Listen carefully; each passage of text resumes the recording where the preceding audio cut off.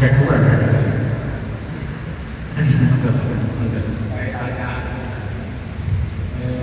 Yang kita itu kan ada semacam tradisi. Ada semacam tradisi seperti larung sesaji dan lain sebagainya. Dan ini justru malah dikenalkan untuk semacam budaya. Larung sesaji rawon dan lain sebagainya itu apa termasuk perbuatan syirik atau bagaimana?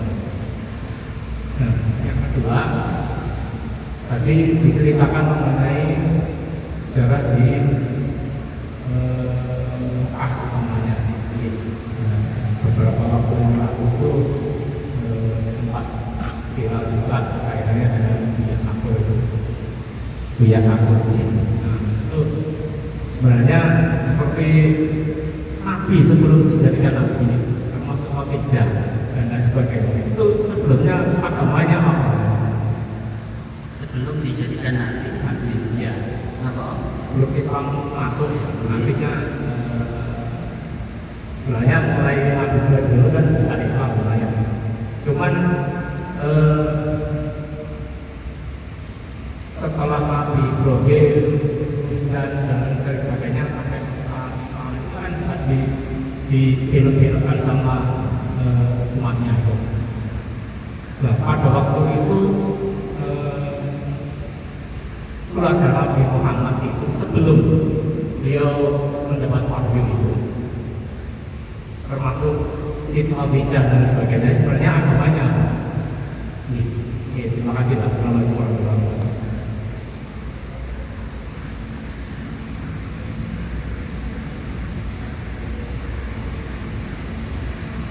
Saya jawab pertanyaan kedua dulu. Yang pertama, kita harus bersyukur bahwa agama Islam ini mempunyai sebuah kitab yang autentik. Tidak ada satu huruf pun dalam Al-Quran yang tertukar atau hilang. Sampai Jadi kalau baca sejarah pembukuan mushaf itu begitu luar biasa. Ketelitian sahabat yang dikomandani oleh Zaid bin Thabit itu dalam mengumpulkan Al-Quran yang tersebar. Karena pada masa Nabi itu Al-Quran sampai dikumpulkan, sudah ditulis seluruhnya, tetapi masih tersebar-sebar. Ada sahabat yang menulis sebagian besar, ada mungkin tulisan itu yang tercecer, ada yang ditulis di pelepah kurma, di batu, dan seterusnya. Kemudian melalui sebuah tim yang ditunjuk oleh sahabat Abu Bakar pada waktu itu, kemudian menunjuk sahabat Zaid bin Thabit. Zaid bin Thabit ini adalah sahabat paling muda, paling alim, dan termasuk Kutabul Wahyi, penulis wahyu. Sehingga kemudian melalui Al-Quran yang orisinil, ini ajaran Islam sulit untuk disimpankan oleh aliran-aliran sesat.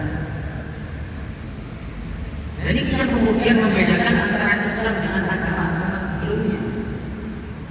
Yang pertama adalah bahwa keyakinan kita kepada seluruh nabi itu adalah kita meyakini bahwa seluruhnya adalah Rasulullah. Nabi itu Nabi dan Rasul. Nabi itu kita jumlahnya. Rasul itu. Rasulullah kan kita Rasul. 25. 25 itu nama yang disebutkan secara spesifik dalam Al-Quran. Dan masih banyak lagi yang tidak disebutkan. Makanya kata Al-Quran, minhum man qasasna 'alaika wa minhum man lam naqsus 'alaika. Di antara rasul-rasul itu ada yang kami ceritakan kepada wahai Nabi Muhammad, ada pula yang tidak. Dalam sebuah hadis Nabi pernah ditanya, ya Rasulullah, berapa jumlah Nabi dan Rasul? Kata Nabi, kalau Nabi itu itu jumlahnya sekitar 124.000. Kalau Rasul di ujung lain itu 313. Jadi keyakinan 25 Nabi dan Rasul itu adalah nama-nama yang disebutkan secara spesifik. Dan keyakinan kita adalah bahwa nabi-nabi yang disebutkan dalam Al-Quran itu semuanya adalah merupakan Rasulullah. La nufarriqu baina ahadin minhum, kami tidak membeda-bedakan di antara mereka nabi-nabi tersebut. Tetapi kemudian ini bukan berarti mencampur adukan agama yang sebagaimana sekarang ada paham pluralisme, ada paham pluralisme agama. Yang dimaksud di sini adalah meskipun kita meyakini bahwa semuanya itu adalah nabi dan rasul yang diutus oleh Allah, tetapi satu-satunya agama yang benar hanya Islam. Karena keyakinan agama lain, kitab-kitab mereka telah mengalami distorsi. Kitab-kitab agama lain itu ada yang ditulis 100 tahun setelah Nabi wafat, ada yang ditulis 200 tahun setelah Nabi wafat. Berbeda dengan Al-Quran. Nabi wafat 1 tahun kemudian sudah dibentuk tim, sehingga kemudian Al-Quran itu sama sekali tidak ada sesuatu yang hilang sama sekali. Kemudian saya lanjutkan ya. Selain kemudian kita meyakini bahwa kitab-kitab sebelum Islam itu telah mengalami distorsi. Agama-agama sebelum Islam dengan diutusnya Nabi Muhammad SAW, maka seluruhnya digantikan dengan Islam ini. Namanya nasakh, namanya menghapus. Jadi agama-agama yang ada sebelum Islam itu hukumnya dihapus, diganti menjadi Islam.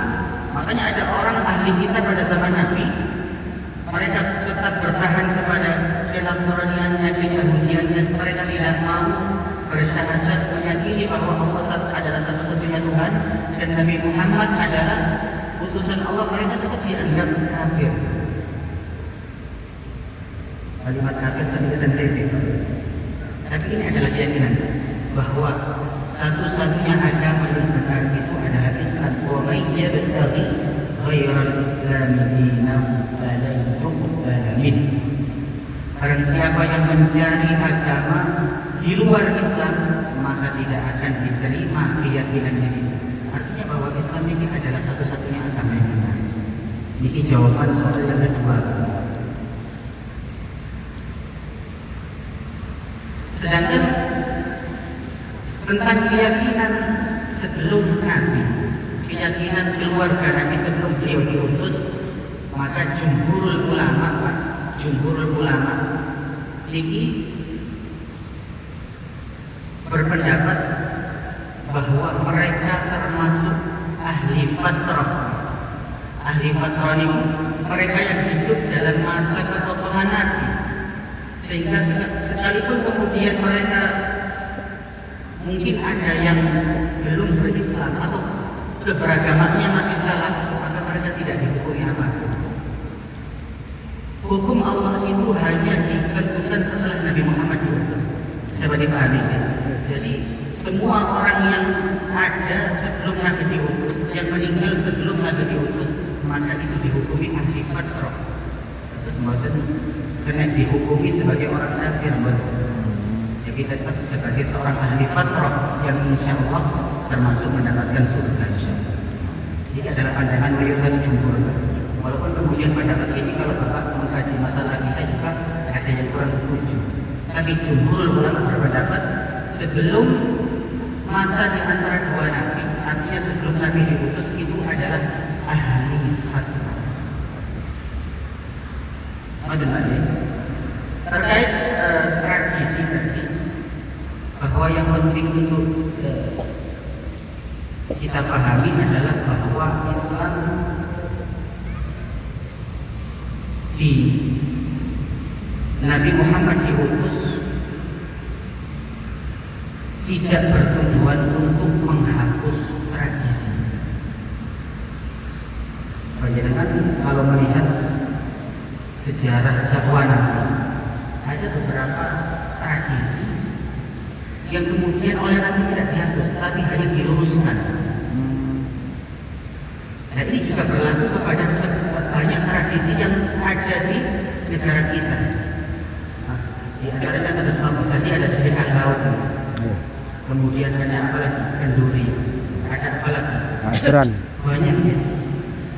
Apakah kemudian tradisi itu harus dihapus? Bukan. Artinya kemudian tradisi-tradisi yang itu menyalahi agama Islam maka harus diluruskan. Seperti hanya masalah sedekah laut tadi, kita tidak tahu fakta di lapangan itu bagaimana. Kalau kemudian mereka bersedekah dan kemudian menyembah jin atau mungkin setan yang ada di laut itu, maka itu musyrik. Tetapi jika mereka hanya bersedekah dengan tujuan untuk mengikuti perintah Allah bersedekah kepada orang-orang, tetapi mereka tidak berkeyakinan bahwa jin atau setan yang ada di laut itu memberi manfaat atau memberikan mudarat bagi manusia. Ini juga dibahas dalam kitab Fathul Mu'in di antaranya terkait masalah sedekah dan lain sebagainya. Makanya di antara kelenturan dakwah para ulama-ulama kita, Bapak Ibu rahimahumullah, tidak semua tradisi itu dihapus. Kalau tradisi itu kurang baik, maka harus diluruskan. Seperti masalah kubah yang ada di Indonesia ini, itu kan arsitekturnya kan dari tradisi Nabi. Tapi kemudian kubah itu tetap diteruskan hingga sekarang. Artinya itu tidak masalah. Jadi seperti masalah tadi, kita harus cek di lapangan dulu faktanya seperti apa. Jadi kalau mereka dengan sedekah itu mereka berkeyakinan bahwa jin dan setan yang ada di laut tersebut memberikan manfaat dan mudarat dan mereka menyembahnya, nah itu haram. Tetapi kalau tidak, hanya sedekah biasa mawon, maka saya kira tidak ada masalah. Itu. Maka dia cekat satu lagi.